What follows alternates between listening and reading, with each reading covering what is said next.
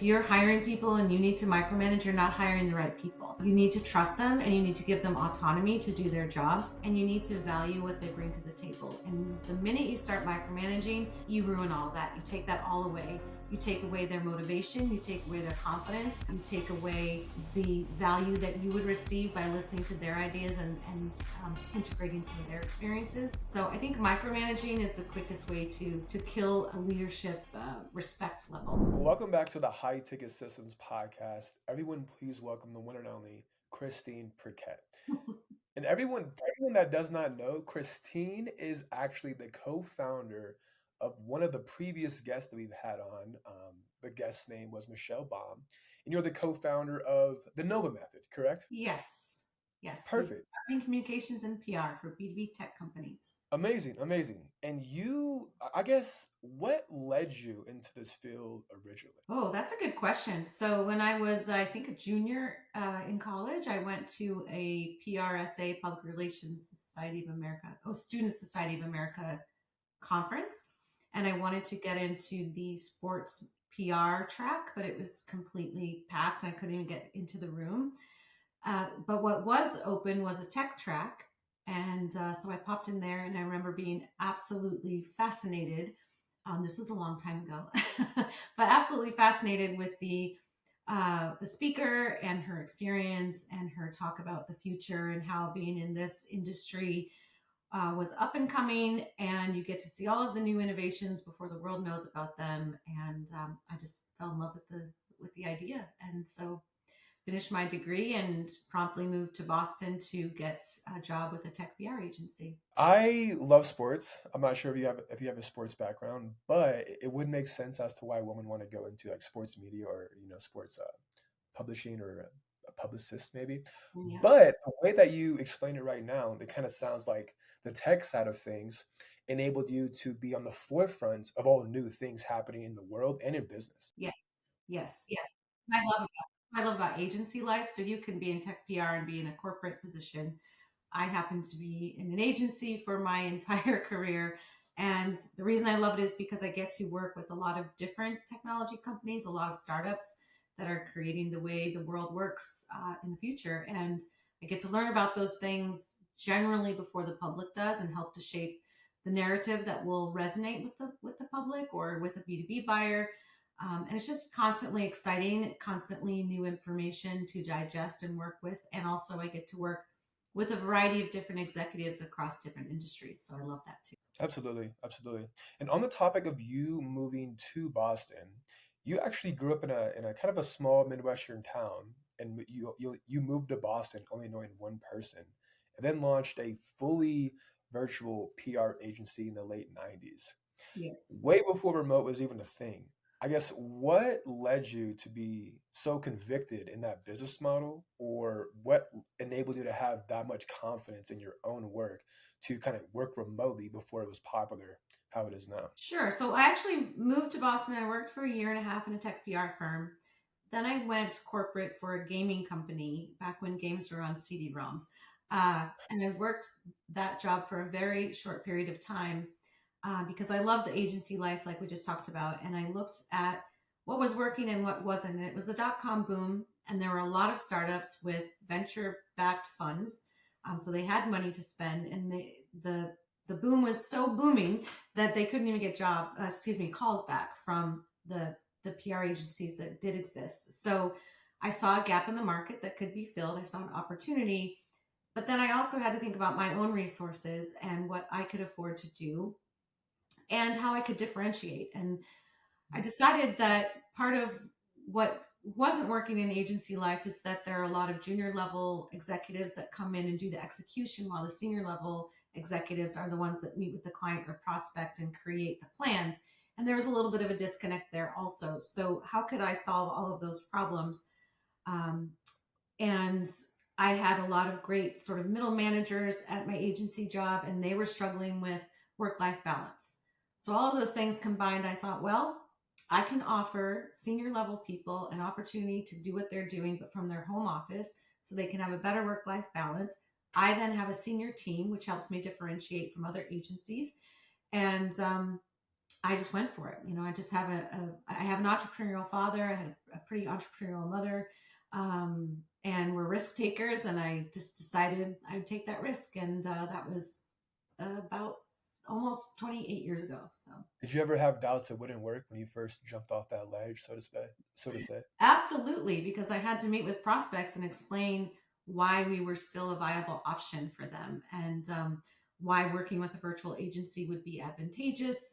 We began with the cost savings, but we finessed our messaging as we went along, and the fact that they could get a whole senior level team for the same or a little bit less of a cost was a big boon for them. And I guess I did a good job at convincing them that we could do just as high quality work as people in the same office. It did take some years to break through that, and then fast forward, I don't know, 15, 20 years later, whatever it was, COVID, and everyone's suddenly working remote, and I found that quite amusing.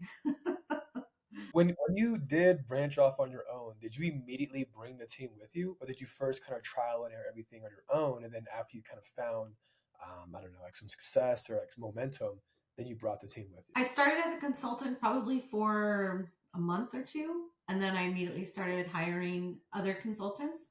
In fact, Michelle was my first full-time hire.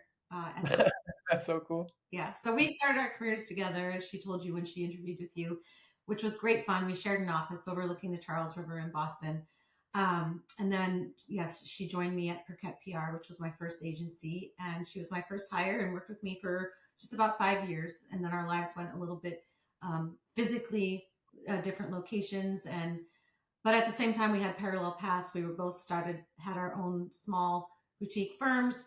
We both became higher education professors, she of PR, me of digital branding and social media.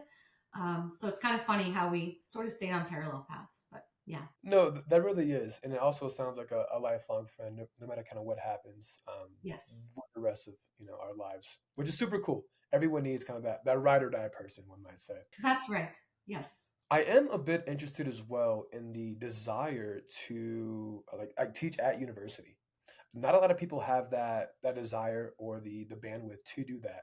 Yet I feel like you kind of sacrifice time and you did choose to go down that route. Why? Someone recommended me, and it's been 11 years now teaching adjunct at Northeastern University in Boston. It's a graduate course, so the students want to be there, choose to be there. And I was interested because it keeps me on the cutting edge of things. I'm forced to keep up and to think about the future of our industry. And I think that, like any good relationship in life, I learn just as much from them as they do from me. And it's just really fun to connect. And I'm teaching digital natives now. They grew up with this technology. I did not. Um, so to help them take what they've known since birth, basically, and apply it to a business setting and a business value is a really fun connection to make. So Thank you for that insight. Maybe an off topic question, but I wanted to kind of pull it out of you because I honestly was just curious about that. oh I no, think it's also very. it's related. Oh, thank you. I also think it's really important that when you are a professor at university, that the students actually want to be there, opposed to like my dad. He's a teacher, and he teaches like fifth grade or whatever, and it's obviously a bit different, right? Kids kind of show up because they have to go to school. They don't really pay attention too well. Like obviously, he still has fun, but it's different when you're teaching people that are like paying pretty good money to be there and they want to, like Yes. they have the desire to learn. So, like you said, it makes a pretty good connection, and yeah, you guys can both learn from each other. It's also very interesting because we have global students. So I have a lot of international students. So they're coming from different cultures and different experiences, different social media platforms. So that can be extremely challenging. It is an extremely challenging class to teach just because social media is changing every single day. And now with AI, it's changing even more. So it's not a set it and forget it course. And in fact, we're redoing the course moving into the fall term this year. So What's updated, if you don't mind me asking? I can't say that yet. No worries. But No there will be worries. definitely, AI implications, right? So For sure. how do brands communicate, resonate, engage, and maintain their reputation in the world of AI? It's going to be a big a big part of the conversation. For sure. Oh, thanks for the insights on that. I feel like you primarily work with B2B tech companies Yes. now? Yes. Would you say their primary audience or their primary avatar is like on LinkedIn, YouTube, like those two primary channels? Or if it's not those two, what are the other like two dominant channels you'd say? LinkedIn is definitely dominant. In fact, I had a conversation with an industry colleague. He's a CMO at an AI narrative company, and that's all they do. They do all of their marketing and prospecting on LinkedIn. I think that YouTube is useful if so long as you are maintaining consistent content. Mm. Obviously, it's a great platform with a lot of audience opportunity. Um, Substack is growing, Medium is growing, Reddit is growing. Reddit is often referred to by large language models as a credible source. So all of those channels and platforms actually are increasing in importance to the B2B or probably even B2C, but B2B tech environment because it's where AI is pulling from to build its narrative about your company. So while in the past the website was the holy grail and everything you put on there was something that a prospective buyer would see first, that's not necessarily true today.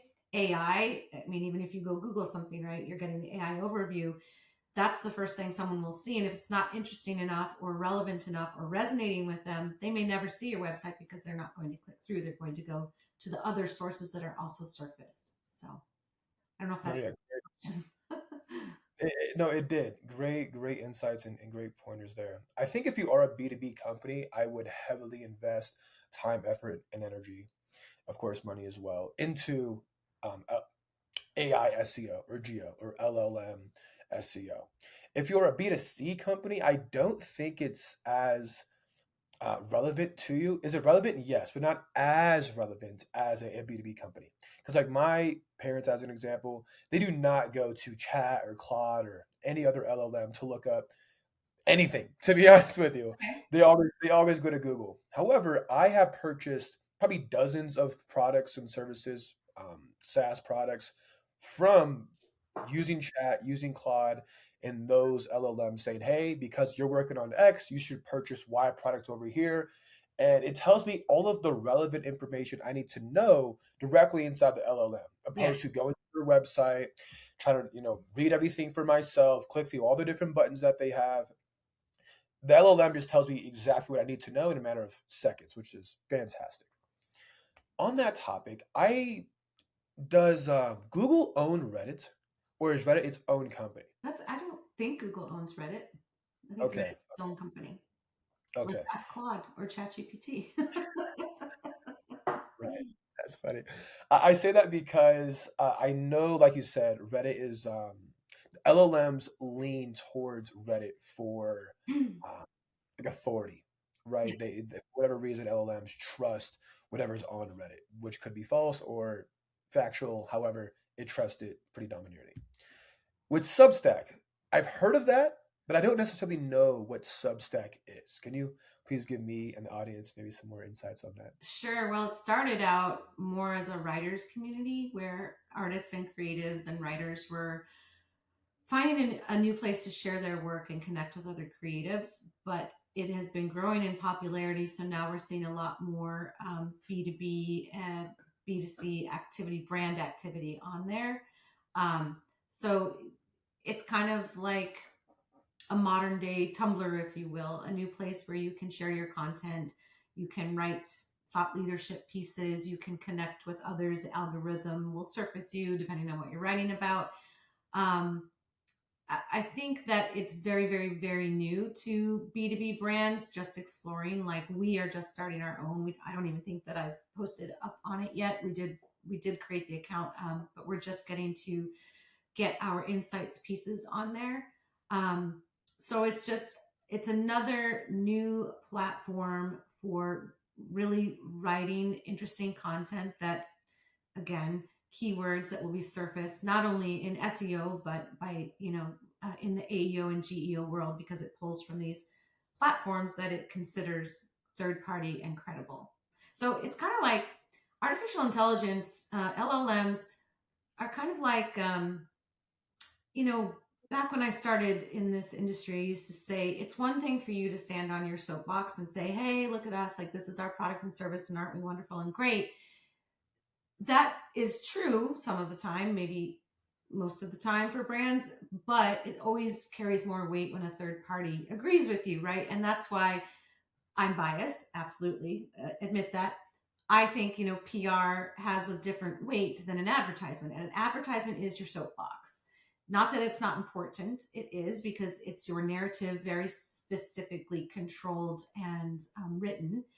Whereas PR can come through a variety of third party, whether it's a community like Reddit or a review site like G2 or a media outlet where the reporter has written the article, they interviewed you, but they get to give the kind of their own assessment or research or investigative journalism, whatever it may be, on your brand and say, yes, they really do this, or I'm not sure if I would believe this part of them. So, that's pretty much what the LLMs are doing today. They're pulling from all of these different third party sources to say, is this brand really doing this? Is this accurate? This is what we see. And so today, like, PR is kind of back. Again, I'm biased, but it's not just me. Gartner just did a 2026 report on PR and earned media budgets increasing because with AI, you have to have a consistent narrative across all of these platforms. And if there is an inconsistency, AI will surface what might not be your correct brand story or brand narrative. So it's a really deeply surfaced, layered rather, narrative that you've got to manage now as a marketer. I have heard about LLMs wanting brands to be consistent. Do you know, and it's okay if you don't, but do you know what needs to happen on the back end of everything? Or are you just referring to the PR articles, the interviews that you have, what's online needs to be consistent with your actual brand, not necessarily like back end schemas or anything like that? Oh, like the JSON data and the structured data and all of those things. Well, I mean, that Yeah. does matter. It's a different element that you've got to pay attention to, because that's where the bots pull from.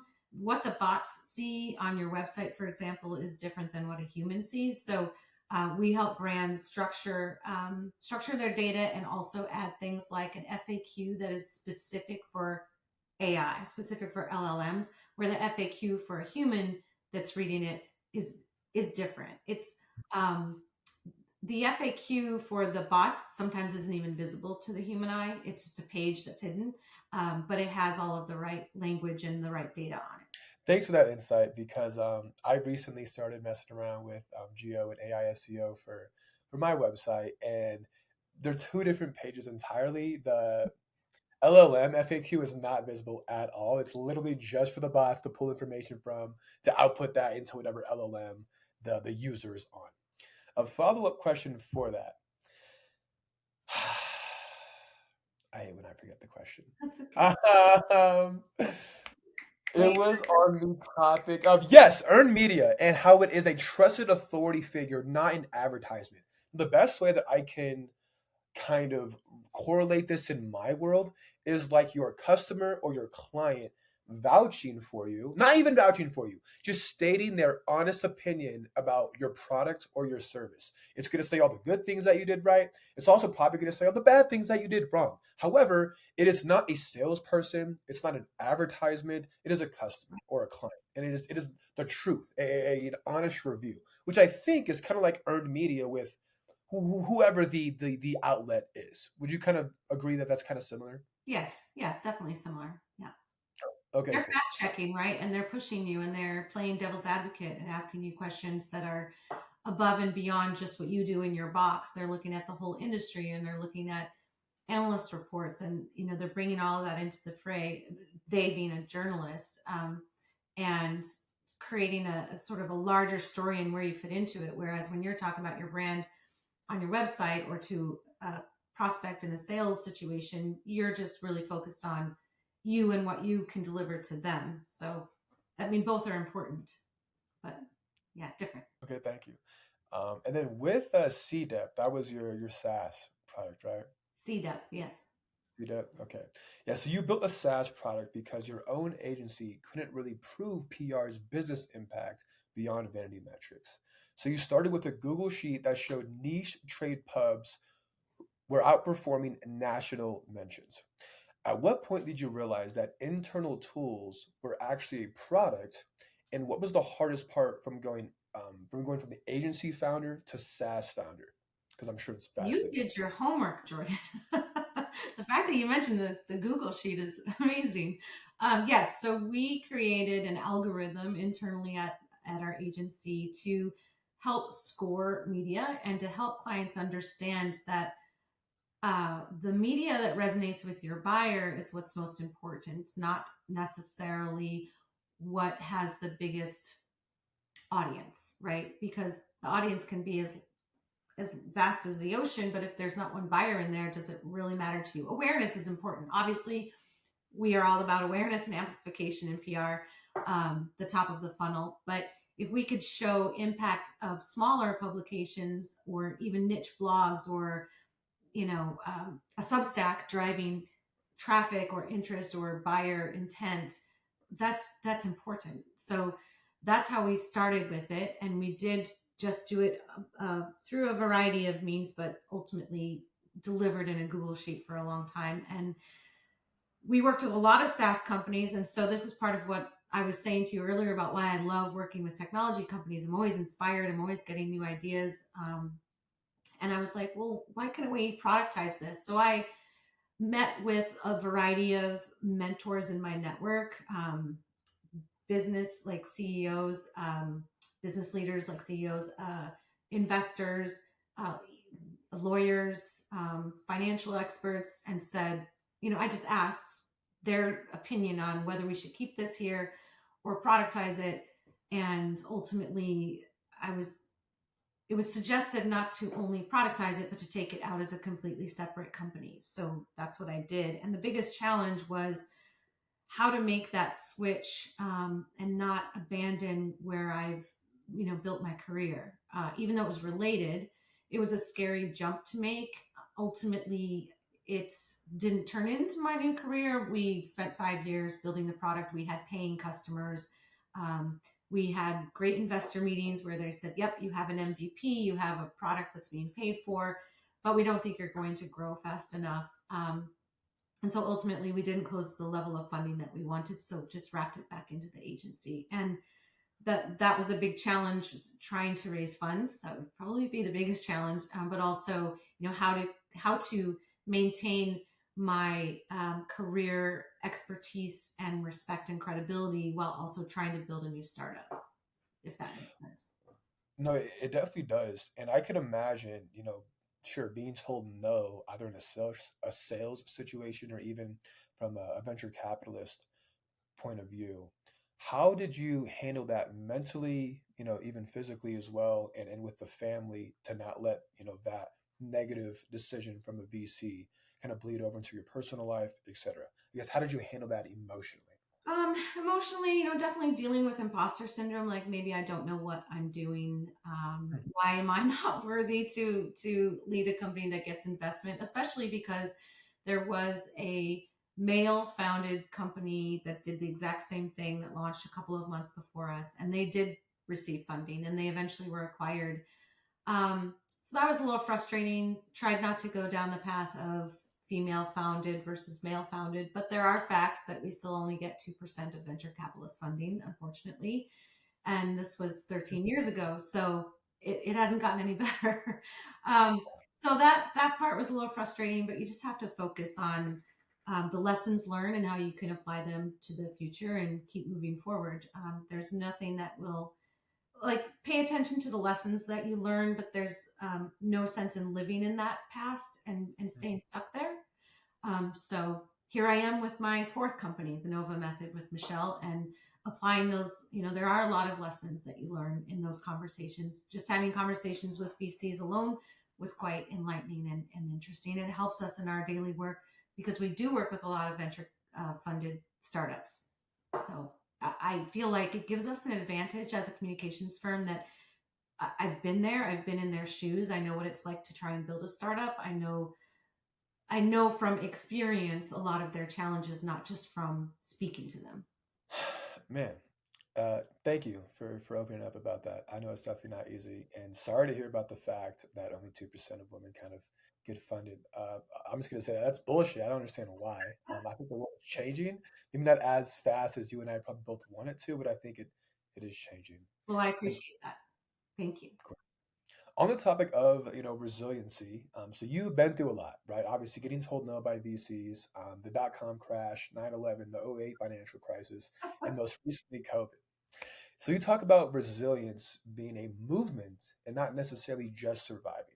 But can you walk us through a specific moment in time when when something kind of didn't really happen as planned, yet you were still able to kind of battle mentally and come out on the other side, not only with lessons, but a positive impact on the business or even your personal life?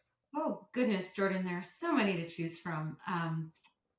I think part of resilience, especially as a leader, is being honest and open that you are a vulnerable human as well. And it makes you a better leader and helps your team to trust you, that you don't pretend that everything's okay all the time. Now, I say that, but one of the biggest lessons that I've always taught my managers is to be a duck on water. You can be paddling like crazy underneath, but you need to look, put together and swimming with purpose on top. That's important when you're dealing with clients. You want them to know you are in control. I've definitely had moments in time where uh, my personal life was falling apart, um, and I still needed to lead my team. At one point in my life, I was going through a divorce and I was being sued at the same time. Those coincided for 4 years, with one ending a couple years before the other. But it was a lot to handle. And sometimes I might share too much, but I think that there is a movement out there where people are talking more about mental health and leaders are talking more about it. We've got Brene Brown talking about vulnerability and writing about it, and she's highly respected. I know that the one of the co-founders of Tom's talked about his depression. I think that more tech startup leaders could be honest about it, as well. I know there have been some that have come out, to talk about the challenge, like you asked about what is it like to be rejected from VCs. There is a lot of rejection in being a startup leader, not only from an investment standpoint, but from companies, right? They don't know you yet. You need to build up that credibility. You need to prove that your product works or your service is valuable. So you do have to build up a backbone. But I do think that, um, practicing mental and physical health and wellness can help you not only to get through that, but to demonstrate. It's almost like having a family. And if you have children, demonstrating that everyone is challenged from time to time, but here's how to deal with it. And you can get through it. Not always easy. I just had a very tough 2 year, uh, last 2 years, where I had a lot of crises happen at the same time. But in the midst of that, I founded the Nova Method and launched it. So keeping a purpose, I think, I don't know if I'm answering your original question because I'm kind of going off on a tangent, but always keeping a purpose and always, like I just said, about moving forward and not living in the past is a way to move through that. And I do talk and write a lot about resilience, because even before this last 2 years that I just lived through, I have had a passion for helping people to be resilient and to build resiliency and to understand that it's nothing to be ashamed of, that you have challenges, trauma, bad times. It happens to everybody. So it's a part of the human condition. It is. And I think resiliency is probably one of the fundamental pillars for any success, whether it's in business, personal, physical, or like if you're trying to grow muscles, whatever the case is, right? Resiliency is one of the core pillars because life gets hard. And it's like how you talk to yourself in those moments of adversity really dictates how the outcome is going to be, right? Two individuals going down the same exact path with the same exact adversity, one talks to themselves like they're a champion, they're a king, or they're a queen, Yeah. and whatever their goal is, it's already achieved. They're just going to keep going. They'll make it. Eventually, they will. Or the other side, where it's like, oh my gosh, this is so hard. I'm never going to make it. I should quit now. What am I even doing? Like, sure. Will those doubts, those thoughts slip in. Of course, we're humans, but you have to be quick to catch yourself in those moments in time, quickly change that internal dialogue and keep effing going, you know? Agreed. About a decade ago, I gave a speech at Inbound, HubSpot's Inbound, and it was for their Bold Talk stage. So it was any topic, it didn't have to be about business necessarily, but I think there is a red thread through everything I do that ties back to resiliency being a key to leadership. And I talked about in my speech, um, go ahead and have a day where you cry in your ice cream or drink some wine or maybe both or whatever, or have wine ice cream because there's a thing out there called wine ice cream. And, have your moment and then get up the next day and keep going. And you can choose and you need to choose. You can sit in it and you'll stay there, or you can pull up your big person pants and keep moving and try to look at the next thing. Again, easier said than done some days, but if you sit in it, you stay in it. So you have to get up and move forward.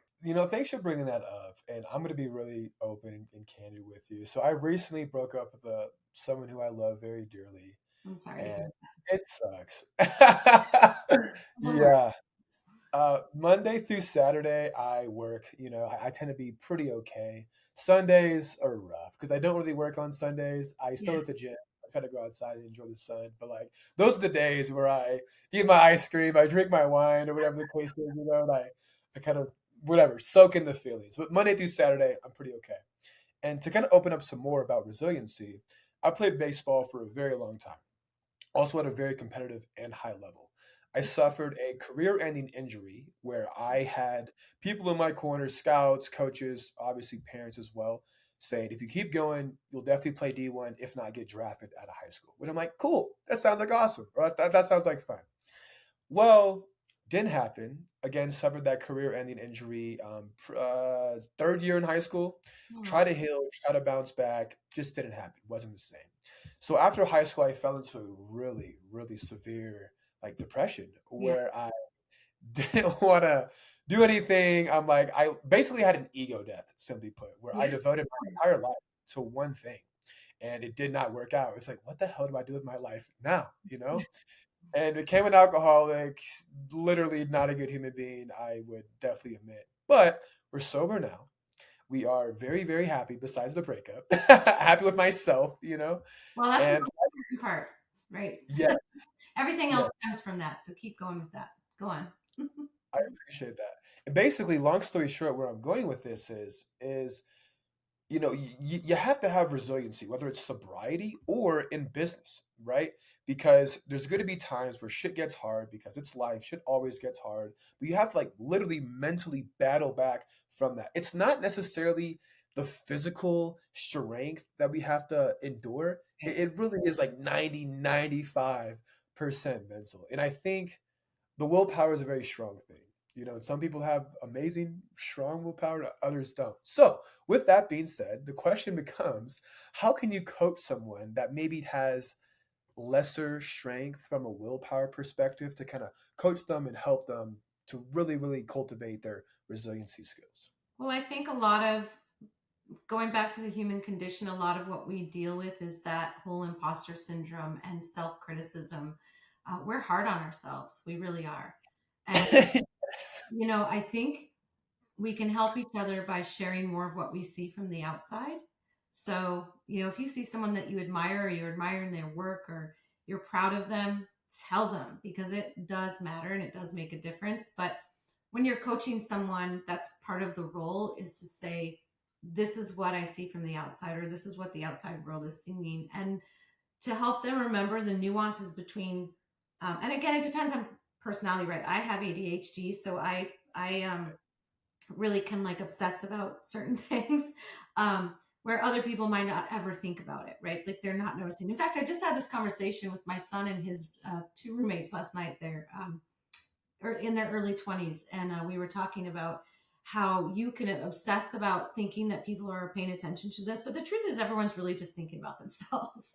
So Yeah. you got to kind of let go of some of that, and really find the red thread of strength that everybody has. Everybody has one. They might be different, but helping them to identify their superpower, so to speak. And I talk about this even in my my social media and branding class, I have students do a video assignment explaining to me their personal brand, and I have them identify what their superpower is. And it's such a lovely, it's my favorite exercise with them, my favorite assignment, because you can see them light up when they have to really think about something they're good at. And everyone is good at something, probably more than one thing. So really just giving people that that perspective and that belief, like, I believe in you, but no one's going to buy your story if you don't believe in you. And also go to therapy. Therapy is important. And I am in therapy on a weekly basis. Yes. Me too, Jordan. Me too. And I'm proud of it. So Yes. Go therapy. Actually, on the topic of not everyone is thinking about you, basically, that is such an important life lesson I had to learn in my early 20s around your son's age. Everyone's looking at me, everyone's judging me. Why are they being so mean to me mentally, you know? And yeah. then now I'm like late 20s now. It's like, dude, no one gives a fuck about you. Like, no one cares about you. Like, as Well, much as you care. about you. They do care about you, but not in the way that you're worried about so much. And if they are, then move on. It's not your business to change their mind. It's your Mm, business to take care of you and what you can control. right. Amen to that. And then one more thing you mentioned. I know people that go to your university and they learn from you pay pretty good money to be there. But the assignment that you just mentioned, I actually would love if you could send me that, or maybe just give me some Sure. high level things after the pod. I would love to actually delve into that and figure out what my superpower is. I think that'd be really cool. Absolutely. Yes. I'll share it with you. Okay, cool. Appreciate that. You did mention that you have started 4 businesses. Obviously, some are successful, some, just like myself, not as successful. You also partnered up with Michelle Baum, who was a previous guest on the podcast. How was it? Having an established business that was successful, merging or partnering with somebody else that already had a successful and established business? How was it essentially combining those two and I guess rolling over both of your guys' client base into one company? And how did you guys divvy up responsibilities from that business as well? Like 4 questions in one, I know, so we Yeah. can always go back. But yeah.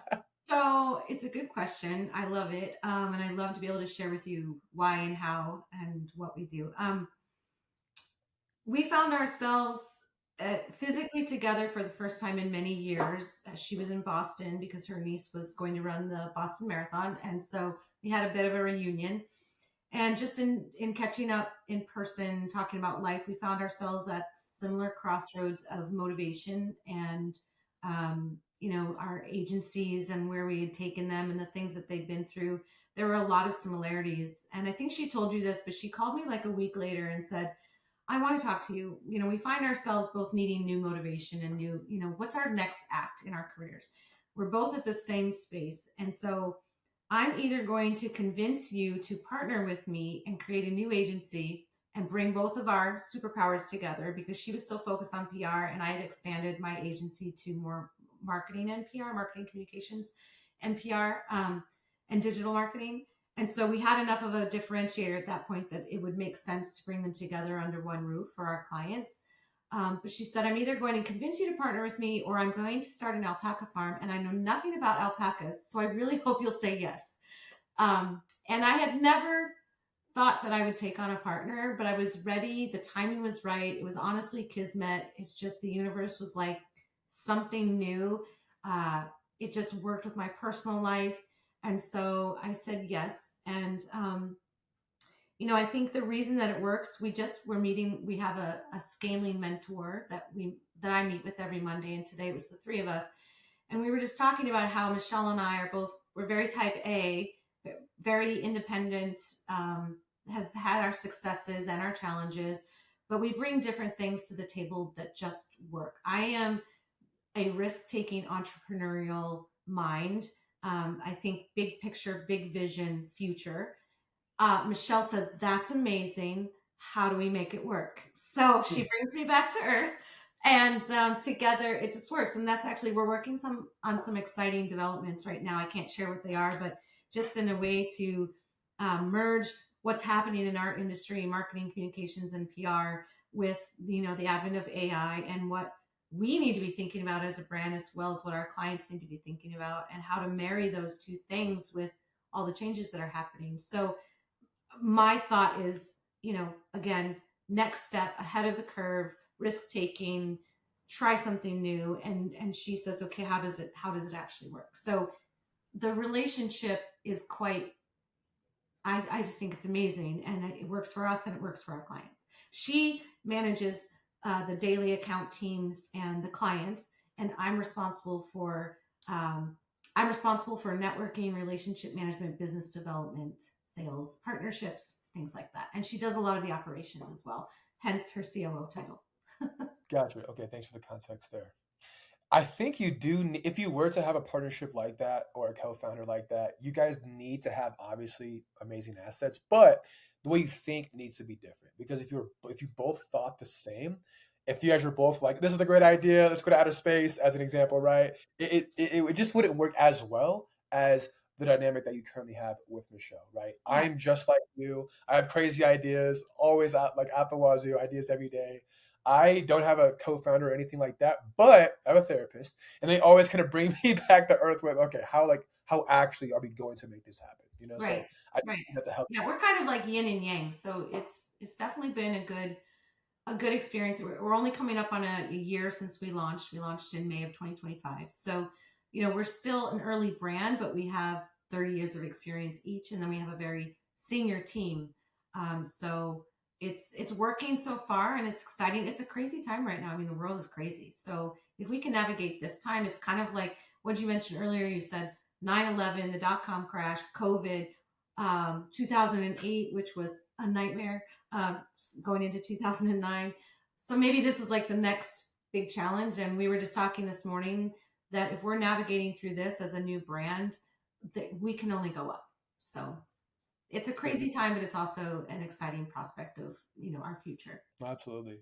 On the topic of leadership, because you have a senior team, um, we didn't really dive too much into that, so let's dive into it now.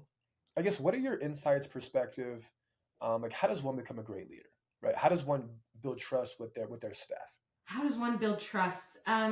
Communications, I think I know there's a fine balance between open communications about what's happening with the business or the industry, with tough decisions that aren't up for committee. So I learned personally about that and why it doesn't work, which is why I was sued. I actually was sued by an employee, and I won twice. So it's a happy ending, but it was a tough journey. And had I trusted my own instinct as a leader to make the decision I needed to make earlier versus having a committee weigh in on everything, I wouldn't have probably been in that situation. Now, that being said, you have mentors and board members and advisors for a reason, but those are people that this was more like an internal management committee. Perhaps I should have relied more on a higher level board that had different experiences to draw from. But anyway, communications is important, but you also have to keep some things close to the vest, and that can frustrate employees sometimes. But just like in war, someone's got to make the decision. Someone's got to lead into the battle. There's got to be a leader there, and so those are age old lessons, but they work for a reason. And there has to be a hierarchy of respect, but it goes both ways. So I think the other thing is, don't micromanage. If you're hiring people and you need to micromanage, you're not hiring the right people. You need to trust them, and you need to give them autonomy to do their jobs, and you need to value what they bring to the table. And the minute you start micromanaging, you ruin all that. You take that all away. You take away their motivation. You take away their confidence. You take away the value that you would receive by listening to their ideas and integrating some of their experiences. So I think micromanaging is the quickest way to kill a leadership respect level, if that makes sense. It does, because as someone who's been micromanaged before in previous roles, it's essentially they're saying, I don't trust you, so I have to look over everything that you do. Right. And it's like, well, if you don't trust me, then why am I even here? You know? You know? Training is one thing that's important, and I do think you need to invest in ongoing education for your employees. Give them new opportunities, and you don't expect them to know everything. But in the role that you hired them for, you need to trust that you hired the right person. And again, if it's not, and you are micromanaging, either you're not a good leader or you're not hiring the right people for the right positions. One more thing on leadership before a different set of questions here. How does one get the most throughput, or how does a leader increase the efficiency level from their staff, just in your own perspective here? How do we increase the efficiency? Again, I would go back to communication, speaking with them. At the end of the year, in December, I called every single one of our employees and consultants and asked them a set of questions and gave them an opportunity to be quite frank with me. And then I took that information and I gave a report to the staff of, here's what we see working, here's where we need to improve things. And giving them ownership in that direction matters, and I think it's why employee owned companies work so well, when they are the investors, and they get a slice of the success, so to speak, beyond just their salary. It's investment in them returns investment in your business. Great answer. Thank you for that. Now, with your sure 30 years of experience, what would you say to someone who's up and coming in your same field? I guess what's one lesson or advice you would leave the younger generation in your shoes? Oh, do I have to pick just one? I'm going to start with an age old lesson that my father taught me, and it has always paid off, which is to take care of your network, invest in your network. Um, I don't think that will ever change. Bots are not going to become our only new relationship. In fact, I think AI makes human relationships even more important right now. Yeah. Uh, Yes. so investing in your network and giving back when you don't need something. And the other thing that I would say, and this isn't necessarily industry specific. I'll get to that in a minute. But the other thing is to ask questions. I just did 2 podcasts with 2 college students, separate ones last week. And I told them both that, and they looked surprised because everyone's always worried that we're supposed to look like we know all the things, all the answers. And I think, I've seen that in new business situations. I've seen it in crisis communications where if you're not asking questions and you're pretending that you know everything, it backfires. Now, there are times when you should fake it till you make it, as my mother used to say. Some people hate that saying, but it came from a good place, which is basically like you're feeling imposter syndrome, but just fake that you're super confident, and you'll get through it. So, but asking questions is not a dirty thing to do. It's a good thing to do, and it shows that you're invested in whatever the topic or situation is. And then you can assess and probably add some value, even if you didn't know the answer in the beginning. So don't be afraid to ask questions. And then industry specific from a marketing and PR perspective, is I'm going to go flip it back to the Nova method and say, it's not about you. It's about the audience. It's about what they need and how you can not just engage with them, because you can have negative engagements and that doesn't help your brand, but how you resonate with them. So start with your audience. If you want to be a PR marketing specific answer, start with your audience, not with yourself. Great insight there. Thank And then one more question is, what is the Nova Method looking forward to in 2026 that you're legally allowed to speak on? Oh, we are looking forward to launching new products that combine our years of experience and operationalize our experience and our insights, in communications, public relations, marketing, with the new capabilities that AI provides. Perfect. I'm excited to see kind of what happens and what comes out. Thank you. Me too. For sure. Well, it was a pleasure having you on the show. You dropped tons of knowledge, tons of gems. We'll have to have you and Michelle back on in like the next 6, Oh, 12 that would months if be you guys fun. are open to it. Yeah, absolutely. Anything else that you want to leave the people with? I guess where can they find you on social media? LinkedIn links to everything, I think. So I'm the only Christine Perkett on there. So it's Perkett. I'm also at christineperkett.com, but don't judge me on that site because it's being redone right now. It's being redesigned. And then the novamethod.com, obviously, for our services and more on our background. And thank you for the Awesome. opportunity. This has been fun. It flew by. Absolutely. Yeah. No, it's my pleasure. Well, thank you again. And audience, till next time.